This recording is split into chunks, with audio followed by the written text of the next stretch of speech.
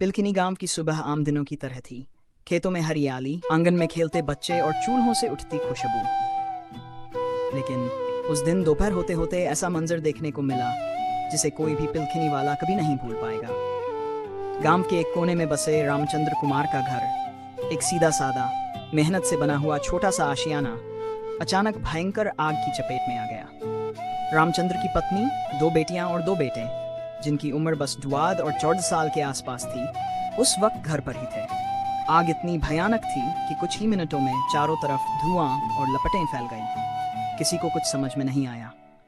जब गांव के लोगों को पता चला तो सब बाल्टी, डिब्बा जो हाथ लगा लेकर दौड़े। कोई नल से पानी भरकर लाया, कोई मिट्टी डालने लगा, लेकिन तब तक बहुत देर हो चुकी थी। पूरा घर जलकर राख हो गया। अंदर रखा कोई सामान नहीं बचा।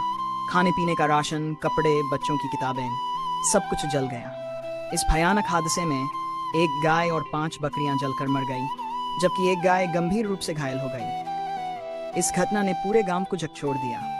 गांव वालों ने तुरंत पुलिस को सूचना दी, FIR दर्ज की गई और प्रशासन भी मौके पर पहुंचा।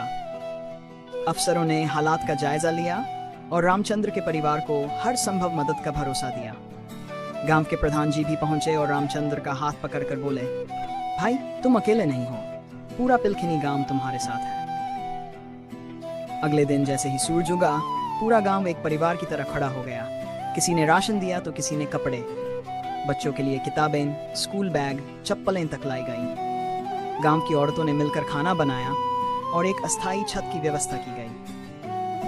पिलखिनी गांव ने यह साबित कर दिया कि जब विपत्ति आती है तो यहाँ के लोग रिश्तों की डोर से और ज्यादा मजबूती से बंध जाते हैं। रामचंद्र की आंखें भर आईं। उन्होंने कांपते स्वर में कहा, घर तो मेरा जल गया, लेकिन मेरा हौसला, मेरा विश्वास और मेरा पिलखिनी गांव ये कभी नहीं जलेगा।